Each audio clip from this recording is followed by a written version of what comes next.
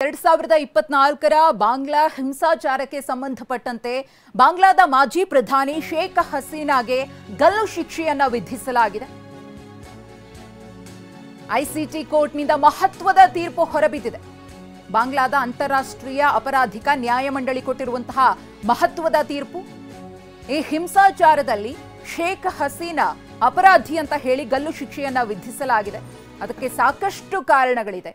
ಶೇಖ್ ಹಸೀನಾ ವಿರುದ್ಧ 84 ಆರೋಪಗಳು, ಆ ಎಲ್ಲ ಆರೋಪಗಳು ಕೂಡ ಸಾಬೀತಾಗಿವೆ. ಈ ಕುರಿತು ಮತ್ತಷ್ಟು ಮಾಹಿತಿಯನ್ನ ಕೊಡ್ತಾರೆ ನಮ್ಮ ಪ್ರತಿನಿಧಿ ಹರೀಶ್. ಶೇಖ್ ಹಸೀನಾಗೆ ಗಲ್ಲು ಶಿಕ್ಷೆಯನ್ನ ಕೊಡಲಾಗಿದೆ.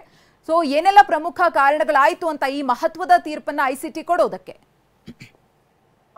ಹೌದು ಮಧುಶ್ರೀ, ಬಾಂಗ್ಲಾದೇಶದ ಮಾಜಿ ಪ್ರಧಾನಿ ಶೇಖ್ ಹಸೀನಾ ಅವರಿಗೆ ಐಸಿಸಿ ಕೋರ್ಟ್ ಈಗ ಗಲ್ಲು ಶಿಕ್ಷೆಯನ್ನ ವಿಧಿಸಿರುವಂತಹದ್ದು. ಕಳೆದ ವರ್ಷ ನಡೆದಂತಹ ಹಿಂಸಾಚಾರ ಏನಿದೆ, ಬಾಂಗ್ಲಾದೇಶದಲ್ಲಿ ಜನರು ಭುಗಿಲೆದ್ದಿದ್ರು, ಸರ್ಕಾರವನ್ನ ಕೆಡವಿದ್ರು. ಮತ್ತೆ ಶೇಖ್ ಹಸೀನಾ ಅವರು ಬಾಂಗ್ಲಾದೇಶವನ್ನ ತೊರೆದು ಭಾರತಕ್ಕೆ ಬರಬೇಕಾದಂತ ಸನ್ನಿವೇಶ ಕೂಡ ಎದುರಾಯಿತು.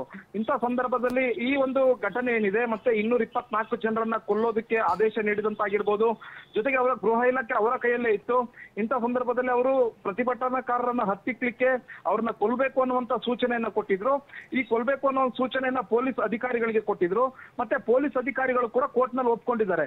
ಹಸೀನಾ ಅವರು ನಮಗೆ ಈ ತರದ ಸೂಚನೆಯನ್ನ ಕೊಟ್ಟಿದ್ರು, ಪ್ರತಿಭಟನೆಯನ್ನ ಹತ್ತಿಕ್ಬೇಕು, ಜೊತೆಗೆ ಪ್ರತಿಭಟನಾಕಾರರನ್ನು ಕೂಡ ಕೊಂದು ಹಾಕಬೇಕು ಅನ್ನುವಂತ ಸೂಚನೆಯನ್ನ ಕೊಟ್ಟಿದ್ರು. ಮತ್ತೆ ಹೆಲಿಕಾಪ್ಟರ್ ಬಳಸುವಂತೆ ಮತ್ತೆ ಸರ್ಕಾರಿ ಸಂಪೂರ್ಣ ವ್ಯವಸ್ಥೆಯನ್ನ ಬಳಸಿಕೊಂಡು ಪ್ರತಿಭಟನೆಯನ್ನ ಹತ್ತಿಕ್ಲಿಕ್ಕೆ ಎಲ್ಲಾ ತರದ ಸೂಚನೆಗಳನ್ನ ಹಸೀನಾ ಅವರು ಕೊಟ್ಟಿದ್ರು.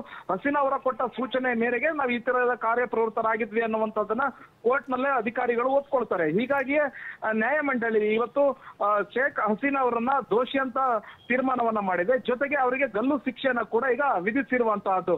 ಈಗ ಬಾಂಗ್ಲಾದೇಶದಲ್ಲಿ ಈಗ ಶೇಖ್ ಹಸೀನಾ ಅವರಿಲ್ಲ, ಅವರು ವಿದೇಶದಲ್ಲಿ ಇದ್ದಾರೆ ಅನ್ನುವಂತಹ ಮಾಹಿತಿ ಇರುವಂತದ್ದು.